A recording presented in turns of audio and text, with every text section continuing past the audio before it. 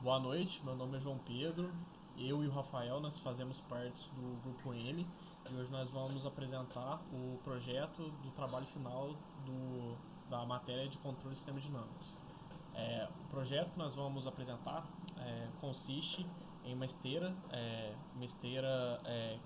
que transporta alimentos, né, em forma de lata ou caixa, e são alimentos pequenos, caixas pequenas, de modo que a gente consiga acoplar um motor de corrente contínua a essa esteira transportadora.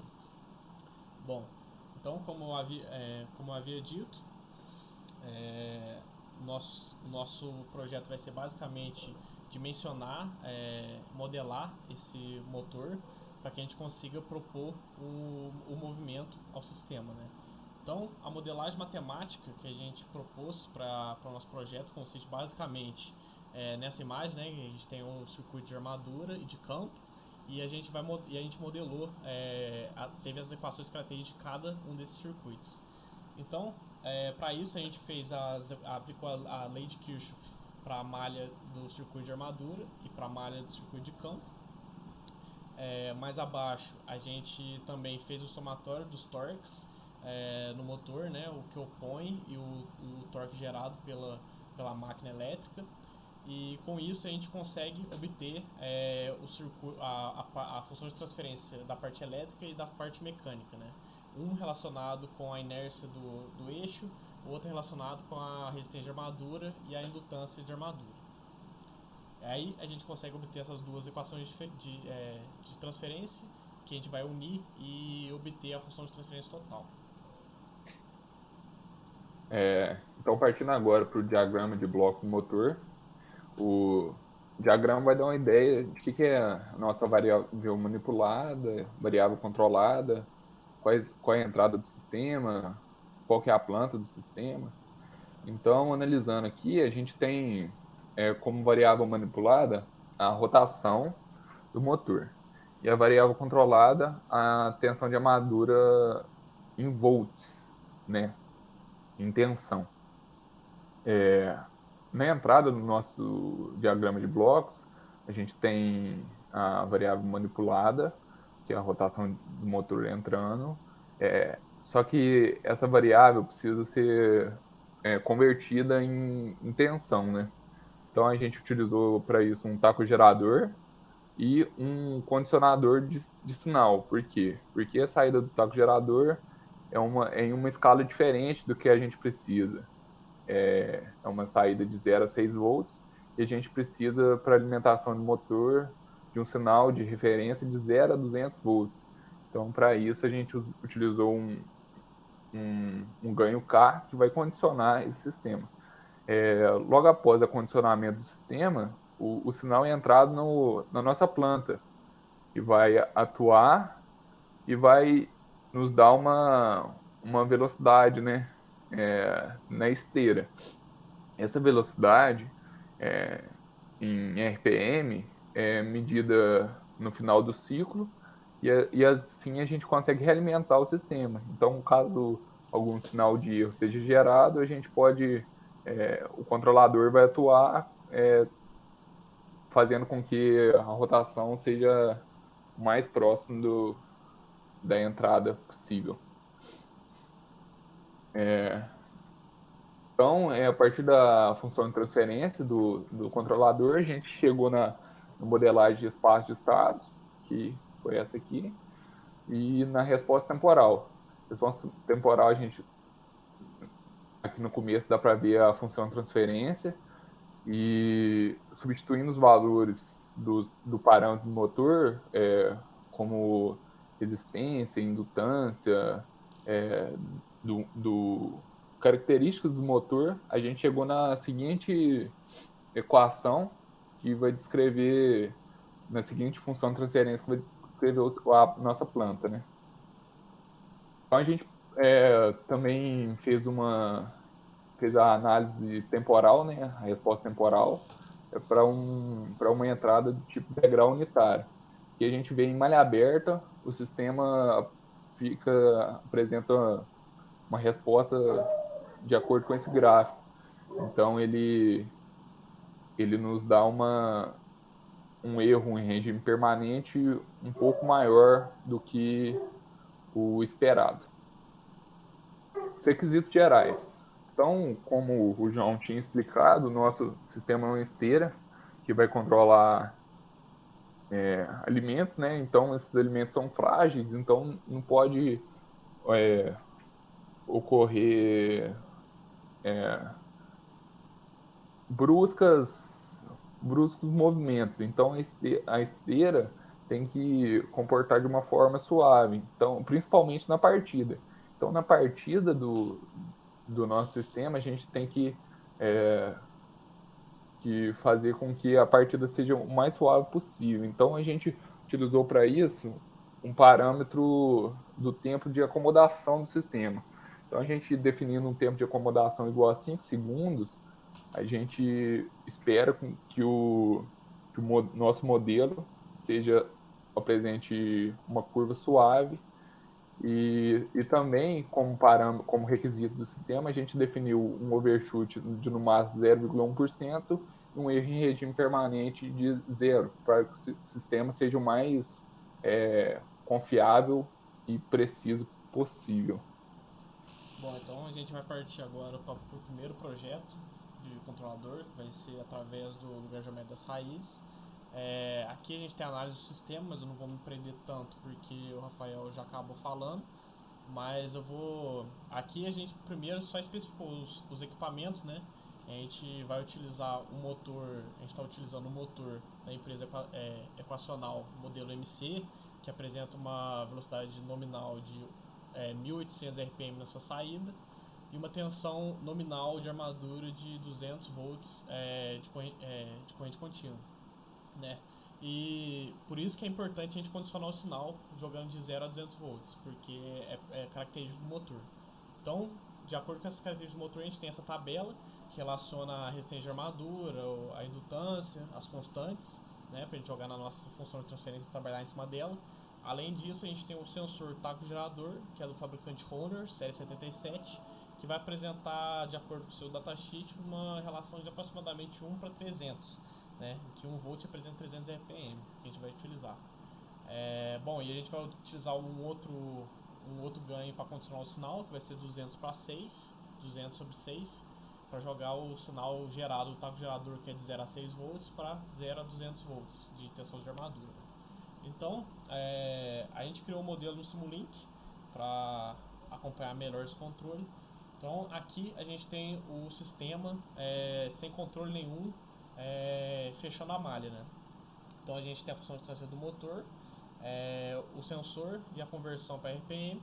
Então, aqui, quando a gente aplica um degrau na entrada que varia de 0 a 1800 RPM, o sistema, era esperado que o sistema respondesse com 1800 RPM na sua saída também. Só que não é o que acontece. A gente está tendo uma saída de 963 RPM e um erro de 836 RPM. É justamente isso que a gente quer corrigir. Então, descendo aqui no trabalho, a gente consegue calcular esse erro, né? Esse erro em regime permanente, calculando o KP, a gente encontrou que esse erro é de aproximadamente 47,9%, que é um erro muito alto para a nossa aplicação, né? É uma coisa que a gente tem que corrigir. Então aqui, lá no Simulink, a gente conseguiu simular também as duas curvas, né? Em azul, o degrau que eu falei, de 0 a 1800 RPM, a entrada, e a saída, a forma que o sistema responde em amarelo, né, que ele está respondendo em basicamente 963 RPM. Então, um erro muito grande. Aqui são as características do sistema, né, em malha fechada, mas sem compensação. Bom, então, para a gente fazer o controle, para a gente melhorar essas características, a gente primeiro parte do lugar geométrico das raízes, né? A gente vê que a gente tem um polo em menos 5,38 e um polo em menos 43,2, sendo que o polo dominante é em menos 0,38, né? Então, a gente vai projetar um controle PI, que o PI vai garantir um erro praticamente zero e um tempo de resposta que a gente precisa, né? Então, aqui a gente plotou a resposta ao degrau em malha fechada. A gente vê esse erro que a gente falou, né? E ele está respondendo muito rápido, bem longe dos 5 segundos que a gente está querendo. Então, o nosso compensador, a gente vai partir determinando a posição do zero, né? Então pode baixar um pouquinho aí. Então, requisito de desempenho, como o Rafael falou, a gente precisa de 5 segundos de tempo de assentamento para que nenhum material seja derrubado, e a gente precisa de um erro zero para que o operador não perca eficiência no processo, né? E o projeto do controlador, a gente parte determinando o zero do controle PI, em que a gente definiu basicamente como metade do polo dominante, que seria o menos 5,38. Então, o zero a gente colocou em menos 2,6, porque seria uma posição afastada suficientemente do polo dominante, mas que não influenciasse diretamente no sistema, não deixando a resposta muito rápida. Então, beleza, a gente definiu o zero já, falta a gente definir o ganho K para esse controlador PI. Então, com o zero, apenas o zero, a gente tem essa resposta ao degrau unitário em malha fechada. Veja que o erro, regime permanente, a gente já anulou, está indo para 1, só que o tempo de assentamento está muito grande, então a gente tem que arrumar isso com o ganho K. Então, a próxima etapa é justamente calcular o polo que a gente precisa ter para que isso aconteça. Então, substituindo na forma do TS ali, a gente encontra um ômega n de 0,8 e que nos faz querer ter um polo em menos 0,8. Então, a gente vai de novo no lugar geométrico das raízes, né? Já com o zero que a gente colocou. Ali a linha preta representa onde esse polo deve estar, que é próximo ali de 0,8. E aí a gente vê ali a resposta ao degrau em malha fechada, que o tempo de assentamento fica em 4,59 segundos, mais ou menos, né? Então, abaixando aqui no trabalho, a gente mostra o lugar geométrico das raízes, que a gente adicionou um trecho ali. Abaixando mais um pouco, a gente deu um zoom e a gente encontrou o lugar em que o polo vai ser menos 0,8, que é correspondente a 0,32 o ganho. Então, ao aplicar 0,32 de ganho no sistema, já com o zero em menos 2,6, a gente obtém essa função de transferência aqui, que faz a gente ter aquela resposta ao degrau acima, né, com 4,6 mais ou menos de tempo de estabilização e o erro praticamente nulo, overshoot nulo. Então a gente resolveu o nosso problema. Então foi isso. Partindo agora para o projeto de resposta em frequência, como visto na disciplina, a gente primeiro calculou o fator de amortecimento necessário, de acordo com o nosso overshoot requerido, que os requisitos do sistema continuam o mesmo, né, 0,1% de overshoot. Então a gente achou esses resultados, calculamos a margem de fase necessária e o ganho K. A partir de aplicando o ganho K na função de transferência, a gente plota o diagrama de Bode do sistema e a partir desse ângulo que a gente calculou, a gente pôde encontrar a margem de fase, o ganho, na margem de fase, o ganho necessário para que, o gráfico, naquele ponto, o gráfico de magnitude passe a ser zero. Então, calculando a posição do polo, a partir dessa frequência que a gente encontrou, a gente é capaz de calcular o local do zero e do polo, a partir desses cálculos de B e PC. Então, esses polos, esse polo encontrado, esse zero, pode ser aplicado nessa função de transferência, juntamente com o ganho encontrado. Assim, a gente acha a função de transferência que vai compensar, que vai ser o compensador do nosso sistema, né? Multiplicando o compensador pela nossa função de transferência anterior, a gente chega nessa seguinte resposta ao degrau. A gente observa aqui que o nosso tempo de assentamento não foi atingido, né? Porque não temos parâmetros para definir, não utilizamos parâmetros, não é possível utilizar parâmetros nessa técnica. para definir o tempo de assentamento. Então, para isso, a gente variou o ganho K, encontrando um ganho K igual a 0,13, que deu uma resposta desejada. Aqui a gente vê o gráfico da resposta ao degrau. Com esse novo ganho K, a gente chegou num tempo de assentamento muito próximo ao desejado e ainda manteve o erro próximo ao esperado. O erro acabou abaixando um pouco, porque alteramos o valor do ganho K, né? Mas ainda assim foi aceitável.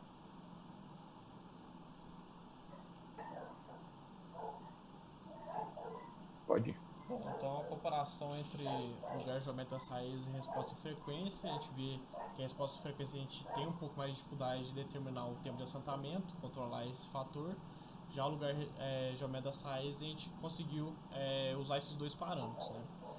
Então, como próxima etapa, o último controle é baseado no espaço de estados, né? Nesse espaço de estados, nesse controle a gente precisa encontrar o espaço de estados da função de transferência. Para isso a gente fez a inversa encontrou a equação diferencial do nosso sistema, né, que é representado logo ali abaixo, e com isso, em que o C representa a entrada, com isso a gente definiu as nossas variáveis de estado, x1 e x2. x1 vai ser a saída, e x2 a derivada da saída, né? Com isso, então, a gente conseguiu definir o espaço de estados da nossa função de transferência, e aqui que o controle começa. Então a gente precisa fazer a matriz A do espaço de estados menos a matriz B vezes um ganho K, que justamente esses ganhos Ks, os Ks, que vão determinar as especificações de projeto, né? Então, para a gente encontrar a função de transferência com esses ganhos Ks, a gente faz a determinante de S vezes a inversa, a matriz inversa, menos esse A menos BK, essa matriz, que vai estar logo ali embaixo. Vou descer um pouco. Que vai ser essa função de transferência aí. Agora, para a gente encontrar esses ganhos Ks, a gente precisa determinar a função de transferência característica, baseada no nosso parâmetro. Então, com overshoot quase zero, a gente encontrou um zeta de 0,91, um ômega n de 0,87, e usando esses dois valores a gente encontrou a função de transferência característica, que está representada ali. Então, de forma comparativa, a gente comparou essas duas funções de transferência, encontrou esses valores de K, menos 46 e 231. E a gente obteve o seguinte resultado, a resposta ao degrau unitário, ao degrau de malha fechada. A gente conseguiu atingir o tempo de assentamento em 5 segundos, mais ou menos, mas ele estabilizou em 347. Então, para corrigir esse erro, a gente adiciona um ganho K no ramo principal da função de transferência, um valor de 1 sobre 347. Com isso, a gente obtém um erro praticamente zero, né, que vai estabilizar praticamente 1, mantendo o tempo de assentamento em 5 segundos. Então, o controle em espaço de estados foi basicamente isso. Então, para a gente poder validar os nossos resultados, a gente agora aplicamos um distúrbio no sistema. Vamos propor essa aplicação do distúrbio. Como vai ser feito isso? Através na entrada da planta do sistema, um degrau unitário vai ser aplicado com a mesma unidade da variável controlada, que é o sinal de tensão. Então, aqui a gente definiu um sistema para atuar em 500 RPM e para chegar no tempo de assentamento aos 5 segundos, né, como foram todos os projetos de controladores. Só que no instante de 4 segundos do ciclo, a gente vai aplicar esse distúrbio de menos 30 volts.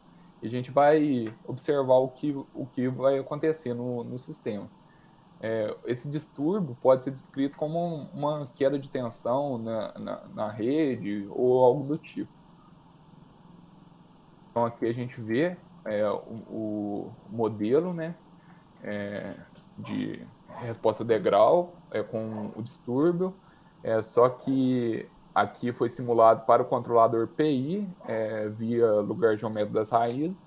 Então aqui a gente pode observar que aos 4 segundos, na curva azul, foi aplicado um degrau de menos 30 volts e instantaneamente o sistema sentiu esse distúrbio, porém, em um tempo razoavelmente curto, o controlador já começou a atuar no sistema e levou o sistema para o valor desejado, que seriam 500 RPM.